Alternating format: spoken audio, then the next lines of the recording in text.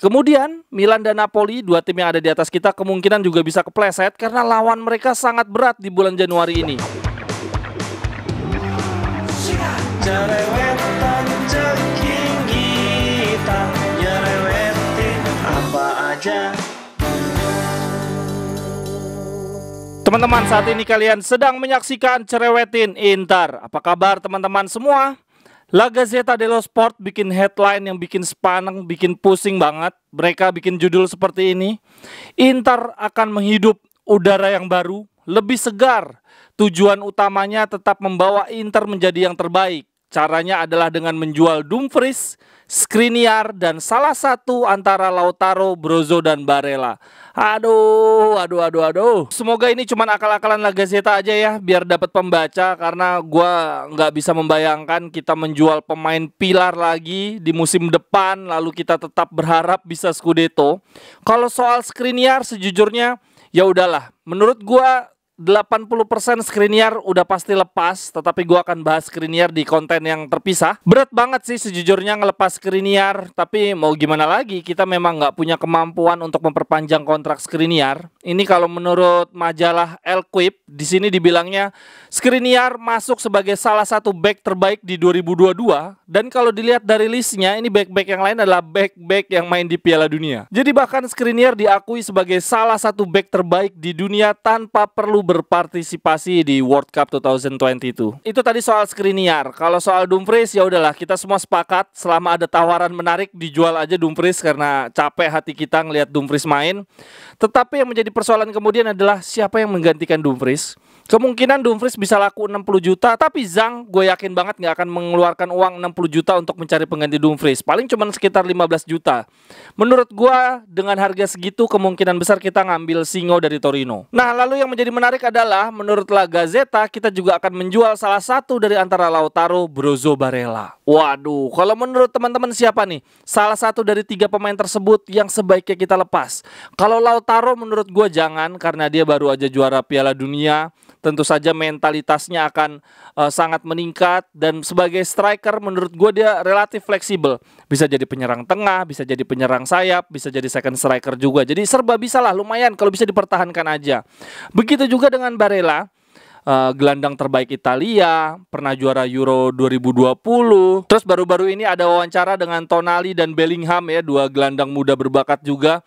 Mereka berdua mengatakan bahwa gelandang terbaik saat ini menurut mereka Barella. Jadi menurut gua Barella adalah sosok vital di permainan kita saat ini dan masa depan. Jadi lebih baik dipertahankan aja. Nah, ini berarti yang layak dijual adalah Brozovic. Gua akui Brozovic sangat vital, gua penggemar berat Brozovic. Selama beberapa musim dia memegang rekor sebagai pemain yang paling banyak berlari di Serie A. Lalu di Piala Dunia kemarin juga Brozovic ada di peringkat 2 sebagai pemain Serie A yang mendapatkan banyak menit bermain.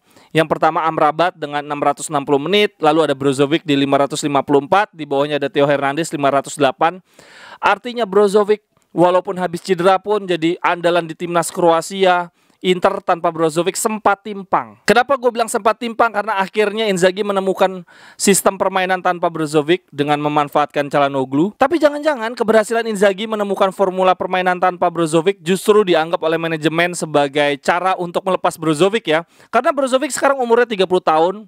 Ini mah paling sekitar 3-4 tahun lagi juga sudah habis dan akan kesulitan untuk dilepas. Jadi mumpung masih laku, di Piala Dunia juga main bagus, mungkin ini adalah saat paling tepat untuk melepas Brozovic. Terlebih kalau dilihat dari gosip bursa transfer, Inter cukup banyak dikaitkan dengan gelandang tengah ya. Dibilangnya sih sebagai pengganti Gagliardini, tetapi kalau dipikir-pikir lagi kayaknya akan menjadi pengganti Brozovic. Terlebih kita juga udah punya Aslani, lalu sedang mengincar Musa. Lalu ada beberapa pemain Argentina seperti McAllister yang juga dikaitkan dengan Inter. Kalau menurut teman-teman sendiri gimana? Dilihat dari aspek teknis, taktik, dan finansial, lebih baik kita melepas Lautaro, Barella, atau Brozovic. Tapi apapun itu, gue berharap semoga pemain Inter nggak terganggu konsentrasinya seperti di awal musim ini gara-gara bursa transfer, Skriniar jadi mainnya jelek. Karena di bulan Januari, gue melihat ada potensi kita bisa merangsek ke atas nih. Karena 3 tim yang ada di atas kita kemungkinan besar terpleset. Contoh Juventus, ada potensi banget mereka terpleset karena secara psikologi sedang terganggu kasus finansial. Dan kalau dilihat dari Piala Dunia kemarin, pemain-pemain Juve paling kelelahan nih di antara klub-klub Serie A lainnya. pemain Juve bermain 2.628 menit. Di bawahnya ada Inter sangat jauh 1.400-an, Milan juga 1.400-an, di bawahnya ada Napoli dan Torino. Gua nggak nyangka Torino ternyata nyumbang banyak pemain untuk Piala Dunia kemarin. Menurut gua faktor mentalitas dan kelelahan bisa membuat Juve kedodoran di bulan Januari ini. Kemudian Milan dan Napoli, dua tim yang ada di atas kita, kemungkinan juga bisa kepleset karena lawan mereka sangat berat di bulan Januari ini. Napoli ada ketemu Inter, Juve, dan Roma.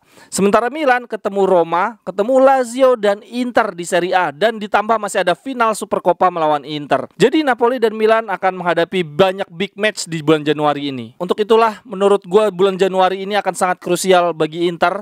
Jangan sampai kepleset, jangan sampai terganggu konsentrasi hanya gara-gara isu bursa transfer. Oh ya, malam ini jam 12 ada lanjutan uji coba. Kita akan menghadapi Regina.